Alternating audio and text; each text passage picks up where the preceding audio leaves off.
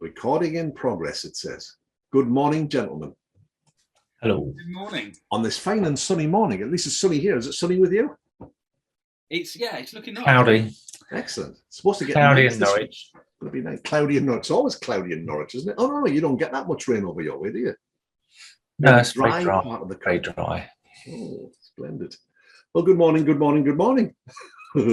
Topic of the day today. Well, changes to the standards check. It's Surprise.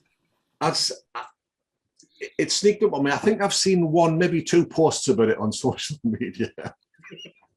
It seems to have certainly ruffled the feathers of ADIs. Has it not? But I think maybe it's a bit misunderstood, a bit like me. So it's misunderstood.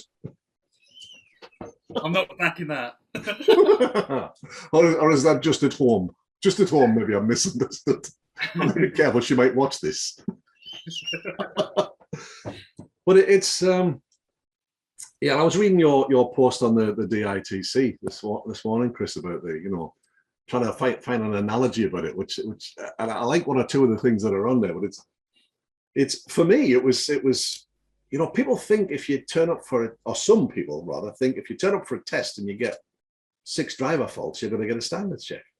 But it's not quite that, is it? I mean, if you look at the detail of it, it isn't the ogre, I think, that maybe it's first painted to be.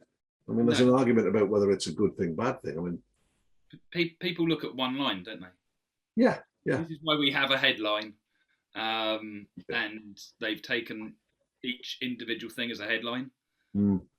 And that was what I was trying to, which the best I came up with, because it's only on the DITC group, and if anyone wants to see it, they can join.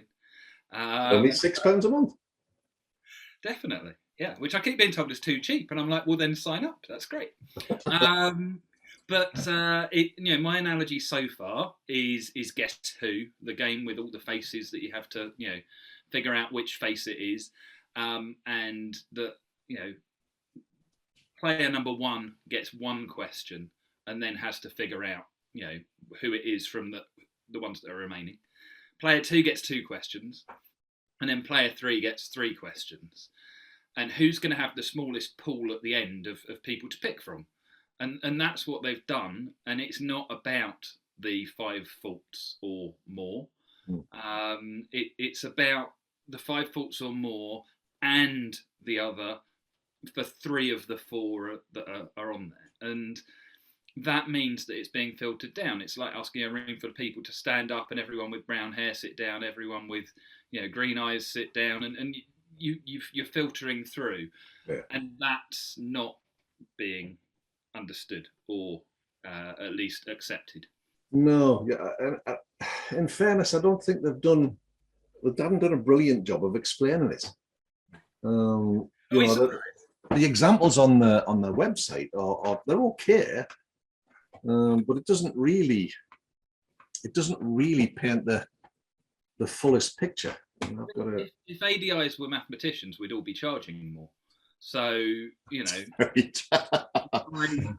I think that they're very mathematical calculations, and actually you take your pupil for test, and they pass with 8 faults, and people feeling bad about it because hang on, that's above the 4, but it doesn't work that way. Yeah. I mean, that's the thing. I mean, it's your average number of driving faults per test is more than 5 over a 12-month period back from the day that it's measured. Your average number of serious faults is a half over a period of a year. And if the examiner has to input more than 10%, and if your pass rate over 12 months is lower than 55%. Now, I suppose that's the one that's contentious, really. If the pass rate is 50%, that's where the argument raising standards comes from, I suppose. But you've got to trigger 3 out of the 4, haven't you? Yeah. So it's like, so if you might, it's like with modern braking systems. We have safety systems now where there's a crossover. You can lose 2 wheels off the car, and depending on which 2 it is, the brakes will still work. So if you rip the front left off, the wheel came off, the brakes would still work. The rear right, the brakes would still work. It's only when you get the 3rd one, which is the other part of the system, that the car's brakes stop working. So as long as you've only triggered 2, you're all right. If you trigger 3, then they're going to call you in. And for me, I think that's fair enough. Because if you're triggering 3 of those, you're not really doing very well. You know, that's that all together. And I was chatting to some people on Friday up in Castle Carey. Hello, if you're all watching, and saying to them, you know, that's not a high standard.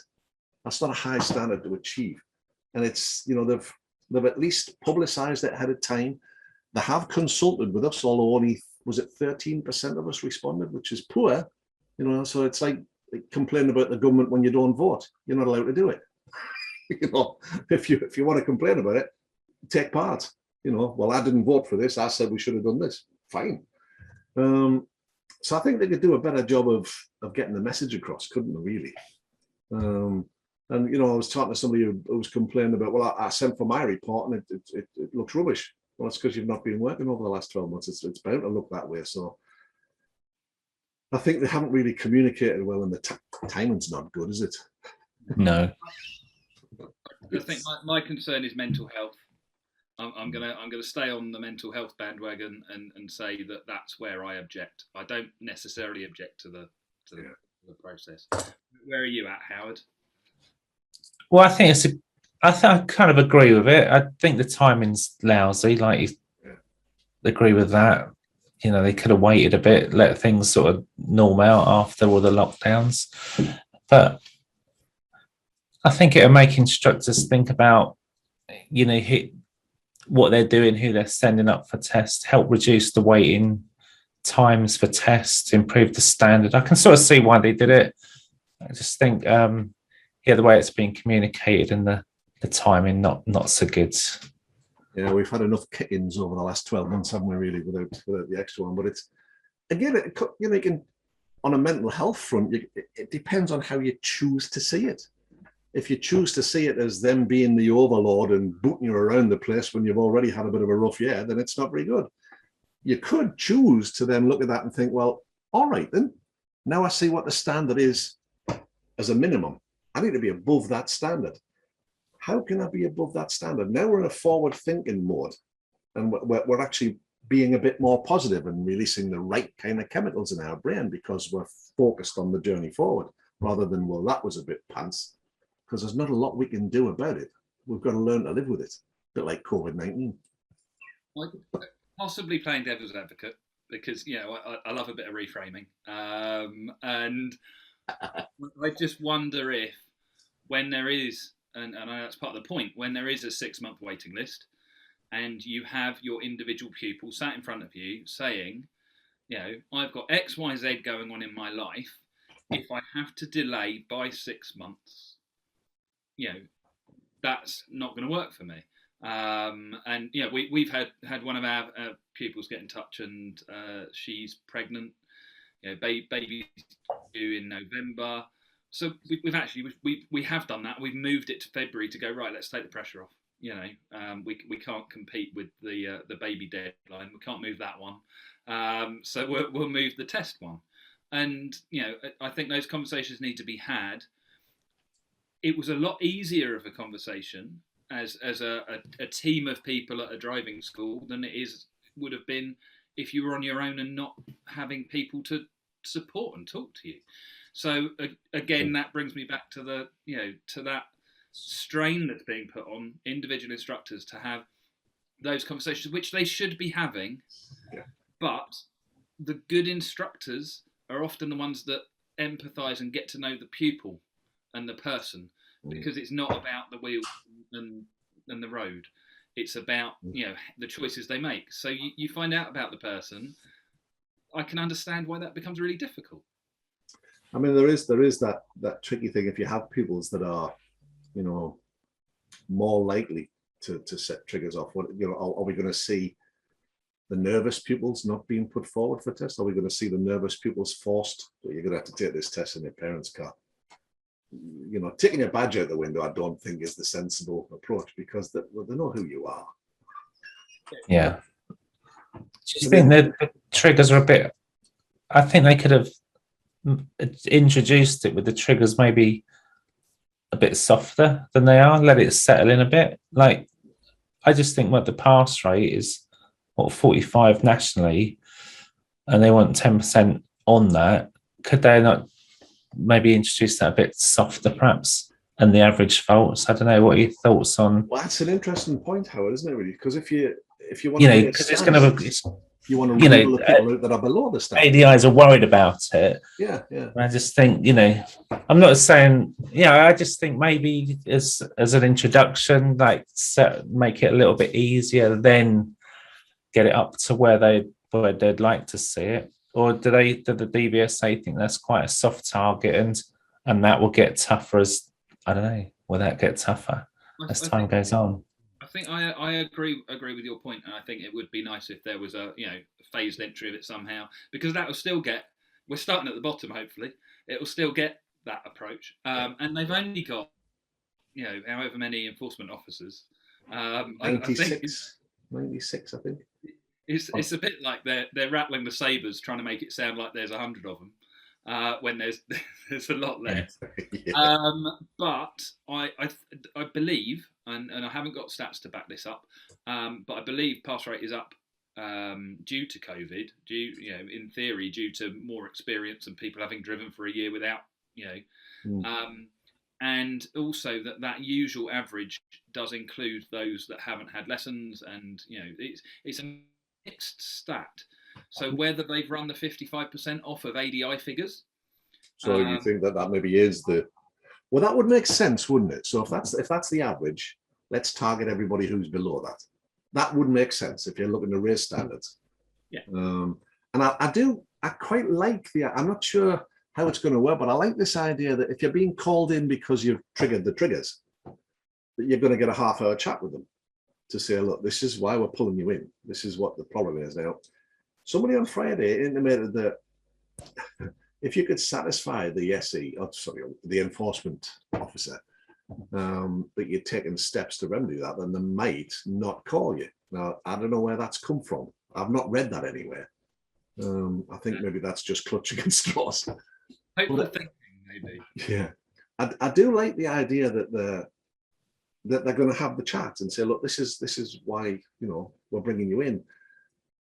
Unfortunately, what I see is perhaps that's a trigger that's going to make a lot of ADIs angry, and it's not going to set the relationship with the enforcement officer off very well, because the industry is a bit anti the thing. So I don't know if they've got plans to take care of that or not. And it strikes me as odd that they're happy to give loads and loads of information and guidance and basically training to qualified ADIs, but they're not happy to discuss stuff with PDIs. What's that all about? That doesn't seem right to me. Well, you need to seek out an audit trainer. No, I'm glad of that, because I'm an audit trainer, as we all are. So we're glad of the plug. But if they've got that information for experienced ADIs, why have they not got it for PDIs? Why are they not giving more help and guidance? If they want the standard raising, then roll it out right across. And what if that information is wrong, that they're being given from their trainer? We're only as good as the information we're given. What if it's bad information? It's misunderstood, and probably not deliberately, but they're making the regulations. Well, already the regulations are stronger for ADI badges than for audit badges. Yeah. It would be lovely just to have a statement from somebody saying, look, this is why we've done this. This is what we're expecting. This is where the bar actually is. This is what we're, this is why we've said it here. This is why we're picking these numbers, because we see that that's what the average. But I suspect you might be right there, Chris. Actually, they maybe looked at that and gone, well, there's the average. Let's target everybody below that, because that would make sense. With those triggers in place. So, if it's just that you're scraping a fail each time, actually, we all then go for exceptions, don't we? So I jumped straight to my pupil who failed. I'm going back a while as well. That's the other thing. We're thinking along the whole timeline. My pupil that failed with a serious fault, nothing else. And then her next test, she passed with 15 driver faults. So does that make her a good or a bad driver? How does that? It's a snapshot of that moment in time, isn't it? It doesn't necessarily represent who they are. And every time I see her, she wishes she could retake the test because she knows she could do better. And and she's really taken that with her, and she's had a really good driving career, which is why I've gone back a while, because I'm post-test based. I don't really care how they do on the test. I don't want them to crash afterwards. I want them to be successful. And well, that's absolutely. And I had a long chat with Graham Hooper yesterday, which was really, really interesting. And it's, we should be training as though it was a post-test environment. How are you making these decisions? Let me understand what you're thinking and you're feeling here. Let me see how this is going to work. Let me test your judgment. Let me test your decision-making ability, because that's where it goes wrong on tests, isn't it? How often do we have that way? You say, no, what made you do that? I don't know. Well, we sat in on a test, and he's sitting in the back thinking, what the hell have you done that for? You say at them afterwards, what made you do it? I don't know. And it's just the cracked under the pressure because the decision-making cracked. And we're not really training as an industry. We're not training people to make decisions. We're training them to do X, Y, Z, because test center waiting rooms are full of ADIs going, now don't forget. Well, okay, great. Yeah. And we make it about the tricky bit of the test. That's right. That's why they failed, until suddenly the standards change, and it's because they were nervous. Yeah. And I know nerves are a big thing, but well, they are. And some of us are better at pressure than others. But if we train around the decision-making process, that's got to prepare people better. And this is why I'm not a big fan of reference points and techniques for maneuvers. 1 turn to the left, 2 to the right, and then the pupil gets on test. They go, was that 2 left, 1 right, 1 left, 2 right, and then it goes pear-shaped. But if they've learned to decide for themselves, it's less likely to go wrong. I'm not saying it's not going to go wrong. I think if I'd had the chance to know what their plans were, then I might have been able to, have a bit more to say during the consultation. Like, rather than saying, well, people can, these triggers are going to get triggered. Why don't they just send everybody's stats out to them first? And then say, look, this is what we found as a national average. And this is why we're doing this, because, well, we think you're a bit crap. And they must think this, when you look at it, it's the same as, we look at certain examiners and think there's something wrong with them. They look at us the same way. They understand who the good guys and the bad guys are. And they're filled with dread sometimes when they see a certain, ADI's car pull up. They think, what am I going to get today? Certain trainers, I've had this conversation off the record with a lot of people in the DVSA. They say, a certain car turns up, you think, I hope we're going to get back in one piece. But one of the key things is, we're becoming victims here. Again, we love to play the victim mentality, the victim card, instead of thinking, oh, this is awful. Why don't we just keep our own stats? Like, let me just share the screen. Let me see if I can bring this up. It's dead simple, and we'll place this somewhere or another. Let me find it. We'll pop it on the DITC website if you like. There you go. So can you see that? No, not yet. Yes. Right. So each row represents a pupil. Can you zoom a bit though? You want me to get technical stuff? Good grief, Chris. What do you think this is? Control and roll your mouse wheel. That'll do it. It doesn't. It's duff information, that Howard. Okay, it doesn't do it then. Sorry. By a map, and then I'll tell you what, incompetence is a dreadful thing. How's that? That's better. That's excellent. That's good. We can squint, it's fine. If you see Howard and myself leaning slightly further forwards. I don't know why I talk to you two, So each row represents a pupil. So there's example 1. The examiner was Billy. I've got the data in there. Each column represents a marking box on the DL 25, the driving test report form. So there's 20 on this page. Once you've got that full, if you look down any column and there's 5 seriouses or dangerouses in there, that's you, mate. That's not your nervous pupils. That's you. There's a flaw in your technique there. You need to look at it. So it's already recognized. So ETA at the right hand end, this examiner took action, either physically or verbally. So I keep my own records. So I know where I'm at. I know where the problems may or may not be. And I do the same for myself as an audit trainer with the competencies. Where am I getting marks? I have a huge spreadsheet. When I was at LDC, I kept this spreadsheet, which was a record of every test, every standards check, and every part 3 we did. So I can look and see how we're doing as a training company. If certain things start happening we get lots of problems in one area, well, you start backtracking then and looking at, let's have a look at what we're doing here. There's something wrong with the training. Something's not prepared. We're getting too many marks in that column. So that's just dead simple. So now I'm not a victim. I know if I'm triggering stuff, and I know well ahead of time that 3 months into the year, woo, I need to have a think about that. Now, just seeing it in that column is going to make you rethink and perhaps train a different way. So we're on top of the game. We have control of our own destiny. You know, that's it. How do you feel about, sorry, how do you feel about like different test centres? Like for example, in Norwich, 2 test centres. One's got a pass rate of 64% and the other one of 51%. So like what, 13 percentage difference. And I look across the country, it seems like the urban test centres have like really rubbish pass rate. Will instructors start thinking, well, I'm not going to go to that test centre because I need to.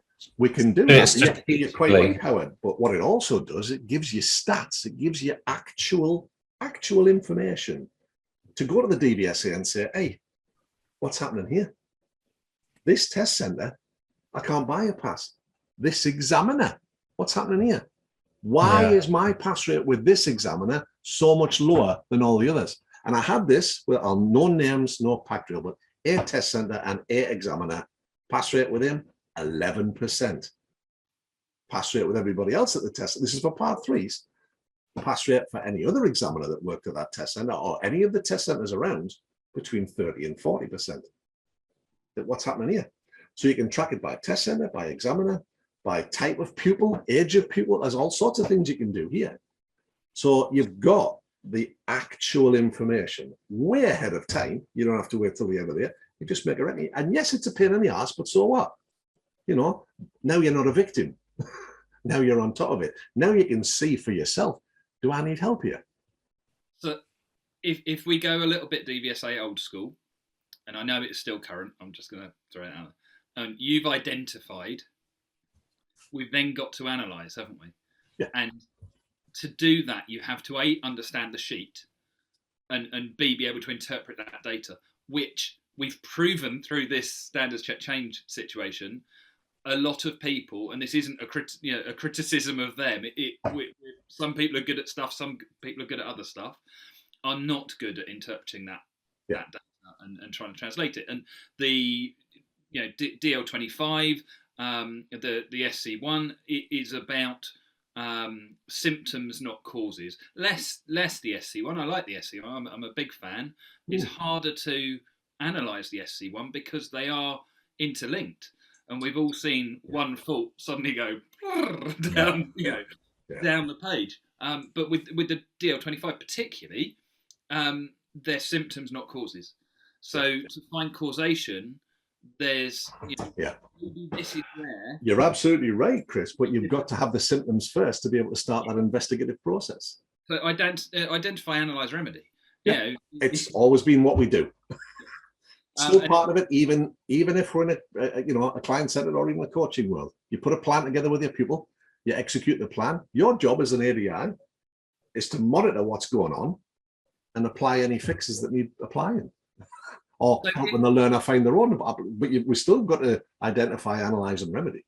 And if we do that, and just a thought about the numbers, because I like numbers. I like looking for those patterns in things. I used to deal with lots of data, spreadsheets and databases and stuff. I'm not as good now as I used to be. I'm out of practice, but I can spot patterns. And to do that is exactly what you just said. Get rid of the numbers, make them colours, shade them in. Just have different things going through so you can see patterns in it. Patterns aren't necessarily about numbers. Numbers are just one way of explaining it. The same as a scale. Love a bit of scaling. It's not got to be 0 to 10. It can be from McDonald's to Gordon Ramsay. It can be what. I'm just going back to the Ready Steady Cook because everyone seemed to like it. The reference wasn't wasted on me, no. But it's that try and find a pattern. If you always go to one McDonald's that isn't as good as the others, you'd identify that because you'd be going, they always get my order Yeah. wrong. So you don't hate McDonald's, you just hate that McDonald's. There's a problem there. And this is what big companies always do. That's why, monitoring a large training organization like LDC, I used a spreadsheet which helped me identify issues. We've then got to look at, okay, how can we resolve these issues then? And again, we're in a forward thinking mode, and it releases the right chemicals in your brain rather than the, oh my God, this is terrible. We're thinking, okay, we've got an issue here. What can we do about it? That releases the right chemicals and it puts you in the right frame of mind. And it occurs to me while we're sitting chatting about this that, a vehicle like the DITC is a great way for us all to submit our spreadsheets. And for an organization like the DITC to be saying there's an issue here because they've got I'm just volunteering you for a job here, Chris. There's a massive amount of data here. And as long as we're all using a similar spreadsheet. I know you are now, semi-retired and have this time on your hand. We'll have to rope you in for that one. Yeah, gladly. But I agree, and we would happily work on that one. I think, this is what. I wonder if Go Roadie could add it to there. I'll have to speak to Michael and see if that's a possibility that could build it into the app. Yeah, I'm sure they can. Yeah, and also like just collecting the data. Like when someone passes, obviously they get the email, don't they? They should copy in the instructor. I mean, when you book it, because we're talking about take your badge out the window and all that, or not. I mean, who would do that? But when you book it, or when someone books it with an ADI, that it's like an optional kind of to put the number in when you book it on the OBS. Make it mandatory so we get the data, so we're not like having to scrabble around for it from our pupils. And well, it would reduce the skew because the school of mom and dad are doing very well, but of course the argument I had faced the other day was that but they're having professional driving instruction and then going with mom and dad, and they're the ones who get the extra practice, so they're more confident. Well, so we need to be able to include those stats. So I would implore the DVSA to be saying, hang on a minute, let's have a little think about this. Let's get all the data. Let's make sure that the data is accurate to begin with, because if it's not accurate to begin with, garbage in, garbage out. So I think that's worthy of an approach to the DVSA. I think if it's not correct, it doesn't matter if it's positive or not. We're going to be saying, but it's not accurate. Yeah, it's just they're throwing it away to start with. So I think anything that can get more accurate data. I also think the thing is, as Howard said about the people that go with mum and dad and everything else, is I get the fail because their first test they were unlucky, something happened. They were good enough and it was a serious fault, and we've all done it. I've taken numerous tests and I haven't passed them all, and I could probably fail an L test because of something happening.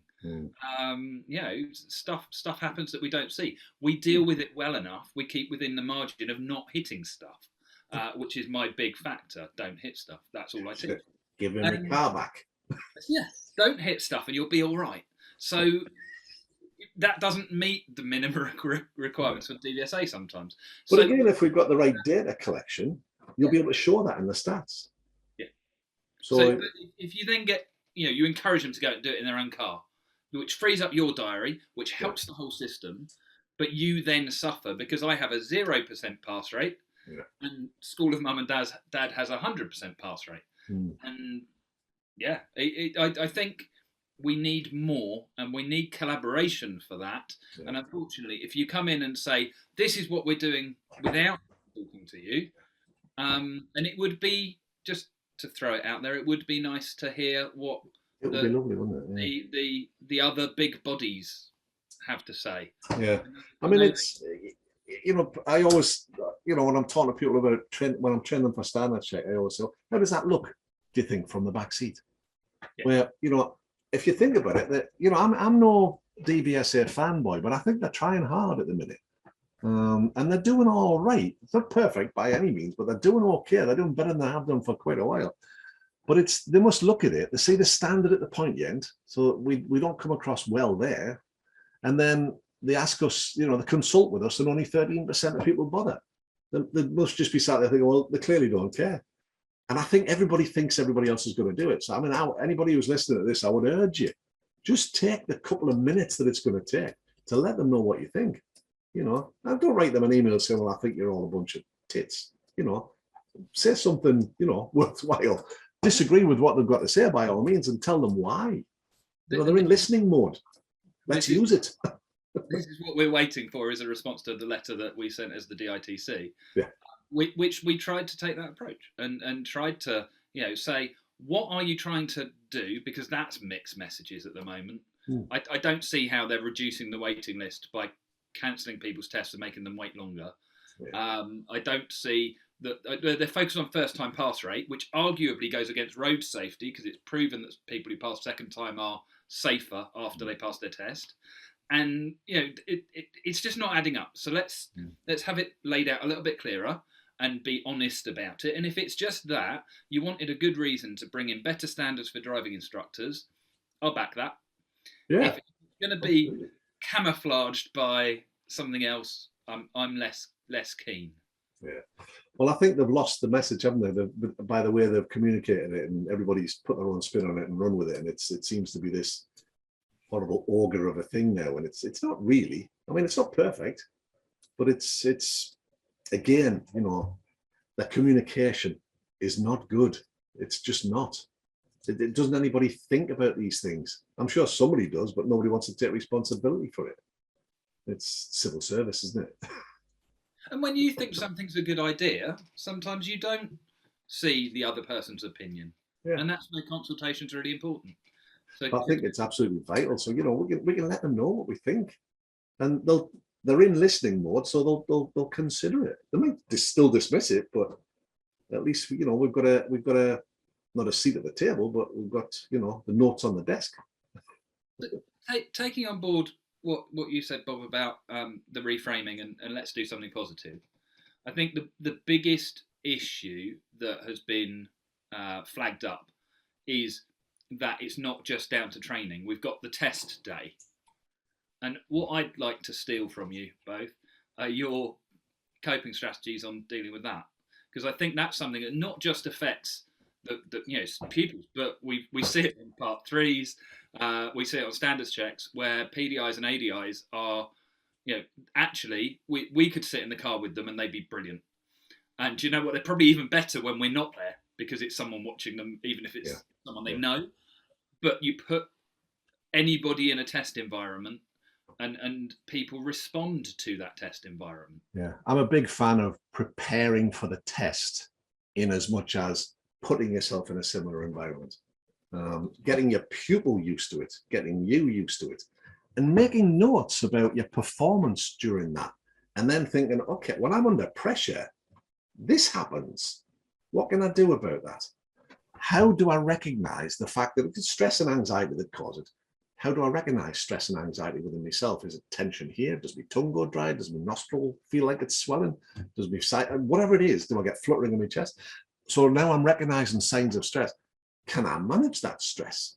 And if you just discover, you know, plug here for a course that I do, conquering anxiety and stress, it forms a big part of my new standards check workshop, dealing with it, performing well under pressure. So once you learn to recognize how it's manifesting itself, you can then practice some techniques to see if you can get on top of it. You're never going to cure it, but if you get into the mindset where you think, I'm taking the edge off this, we now feel in control a bit more, and it's less likely to get out of hand. So it's in that mental preparation. It's a big thing. I think the mental preparation is the difference between pass and fail. Technical preparation is the difference between an A and a B. It's you know, because the amount of times I'll say to PDIs that come to me and say, I failed, let me see your form. Okay, talk me through it. What were you thinking here? Oh, what made you do that? Oh, I don't know. Right. So why don't you just pull the car over and take a minute to clear your head? Well, I didn't think I could do that. Why not? Well, they say you've got to keep the wheels turning. No, they don't. They say don't stop unnecessarily. It's a different thing. It was necessary for you to stop to perform well. Gain control. And that's what this spreadsheet's all about. Getting as much control as you possibly can, because if you feel in control, your anxiety is not going to get the better of you. Sorry, that was a bit long-winded, wasn't it? Right. But And good. also from a standards check part 3 sort of point of view is something that we're doing is get the PDI or ADI practiced in having someone in the back so they kind of get used to that, like what you're saying, Bob. But also like for the test pupil as well, with the one that the candidate, the pupil they're going to use for their standards check, is that will they behave differently? And Absolutely. And it's a new dynamic, isn't it? So now it's the normal people doesn't turn up and they're all different. And the examiners say this quite a lot, don't they? The ADI examiner will say that the pupils, you can tell that they're not being themselves and you just need to pull up and talk to them. So something we'll do is just like go out and sit in on these lessons with the test pupil, with the PDI, ADI, to make them just kind of get used to it. But I've not gone as deep as yourself there, Bob, with the old really thinking about how they're feeling and how the stress comes out of them. I think also, mock tests, the DVSA are big fans of mock testing. I'm not, maybe not so much. However, in terms of test preparation, if you're a PDI working towards your part 3 and you're watching this, if you're going to do a mock test, organise with another ADI or PDI to meet at the test centre and you both switch cars. So a stranger with a clipboard gets in. Because I hear this all the time from PDIs. Well, I don't understand why I'm failing. I've got a great pass rate.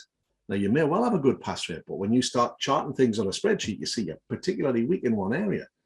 And when it comes to the stress of a part 3 exam, that weakness is going to kick its way through and show its ugly face. So we need to really, really measure our own performance, have genuine performance reviews. How am I doing here? Am I doing as well as I think? Because quite often you're not. And sometimes you're doing way better than you think. But if you're monitoring everything, if you're looking at what the criteria is, and again, I talk to audit trainers who've not read the national standard for driver and rider training. They published this in 2013. Why have you not read it? They've not introduced this by stealth. Understand what's expected of you and then measure your performance. And if it's lacking, do something about it. Make sure nobody's going to drag me in for a standards check. Well, they can't because I'm on audit, but it wouldn't happen to me because I'm on it. I would know way ahead of the DVSA whether I've got a problem in a particular area. Now, the other thing that's the reason I wanted to make the point in the first place, I'm talking too much again. When you're swapping instructors in the car, when you're chatting to that instructor afterwards, will be saying you, yours are a bit quick. Or, oh, God, yours are dawdling. God, you don't teach them to make decisions. God, it takes them age. So the other ADI will start to see patterns in your pupils, as examiners do. And you'll see patterns in the other guy. Now, if you're a PDI, you might want to do the mock test with an experienced ADI. So you see what somebody who's been in the game a long time regards as test standard. And you'll get their view on what they think of what you think is test standard. It's all useful. It's all grist to the mill. But of course, we work in this world where we're on our own. It doesn't help that we all cut each other's throats on pricing, even when there's a glut of work. So we've got to work together a bit more. And this is where organizations like the DITC come into play. And, I was talking to somebody the other day and said, you should join the DITC. Well, why? So you should. It's good. I'm a member. Why are you a member? Why wouldn't I be a member? I want to help people. It's not just about, I make my living doing this, but it's not just about that. Sometimes it's about putting a little bit back. And it's about just measuring how does what I think sit in the pantheon of what everybody else thinks. And it helps me to see if I'm getting out of hand, if I'm going off at too much of a tangent and you think, oh, I hadn't thought of that. There's loads of things. I was chatting to Graham Hooper yesterday. There's loads of times in that conversation where I thought, oh, I've not thought of that. That's interesting. And he maybe thought the same. So the more we work together, the better we're all going to be, really. Anyway, sorry. I think there's a really important point there, which is us coming together. And it's something that I know we've all done because that's how I've met you guys, which is getting in rooms together. Yeah. And so many instructors have never, except for the test centre, which is always a bit of a peeing contest, or you want to get out of there as quick as possible, or but never gone into a room to have a conversation specifically for that purpose with one other instructor, with a number of them. You can have a meal. You can go and have a drink with them. However it works. It hasn't got to be a conference, because that's there's some great guys out there. Now, there's some idiots, but there's some great guys. My advice to PDIs normally is there's some great advice to be had in test centres if you ask for it. If it's being given to you without you asking, don't listen. That's good. I just, that thing of working together, was something I felt when I was a PDI, which is why I started better known as the Dark Side. Yes. I'm a driving instructor. I'm on Facebook group, and it was because of that. And I was so lucky. I met some brilliant people along the way. One of the most underrated trainers I always feel, who's luckily local to me, but we met on Twitter. That shows you how long ago it was. Facebook wasn't there yet quite, and it was other people that have helped me find other ways, and that's what I've always valued, which is why you often find me sort of with things like the DITC and kind of going, let's have a network, let's have people, because I don't know it all. Nobody does. I've got stuff to learn every day, and the reason that I'm there isn't because I know. The reason the three of us are sat here isn't because we know. It's because we've spoken to lots of people. We've got lots to share, and it's the sharing that's most important. And sadly, I think Facebook becomes about telling and not necessarily sharing, or challenging, not necessarily the working together. So let's unite things a little bit. Yeah, I mean, it gets spoiled, doesn't it, social media, by people who only seem to be able to make themselves happy by making other people unhappy. If that's you, give it up, will you? Pack it in. Nobody likes it. My favourite quote is the you don't have to make your candles brighter by blowing out everybody else's. And I hang on to that one. When you're having the conversation and you just kind of think, yeah, it's all right, let it shine. And it's great to do. It is. Unfortunately, I mean, they are a minority. The vast majority of people just take the information and trundle about the place. But it's a shame that we have to tolerate one or two of these individuals. We all know who they are. The thing with our industry is that the majority seems to be not engaged.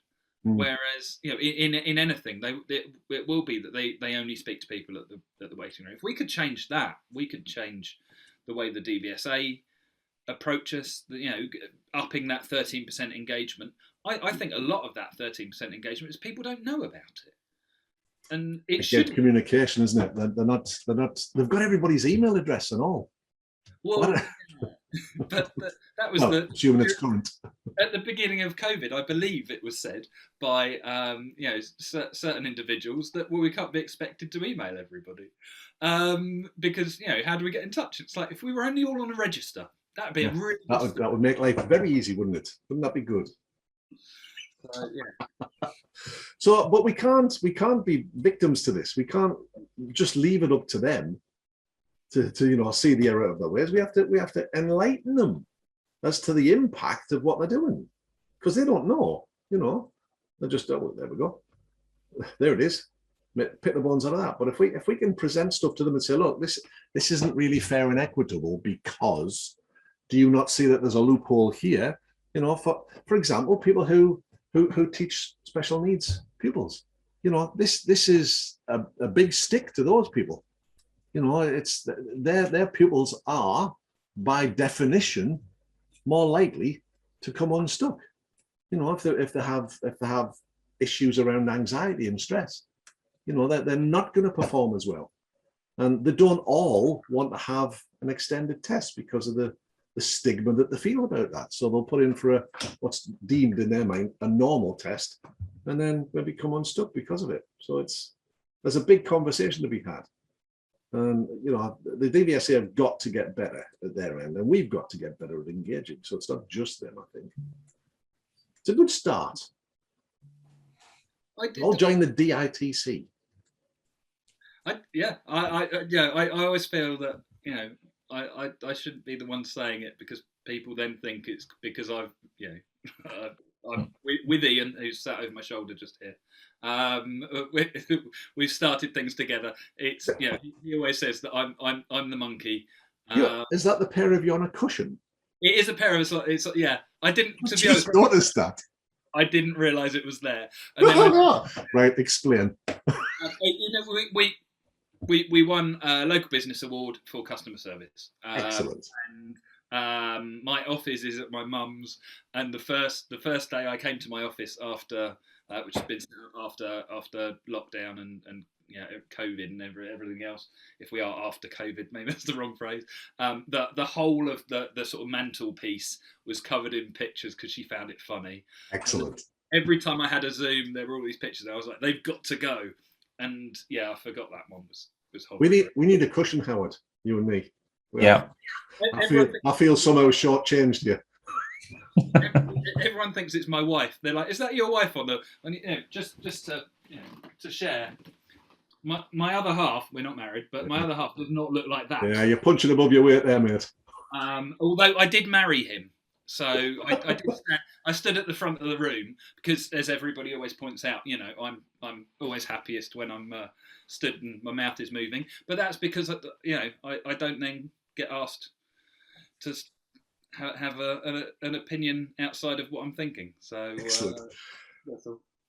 Are we at the ADI NJC Intelligent Instructor Expo on the 10th of October? Are we both there? Or are we...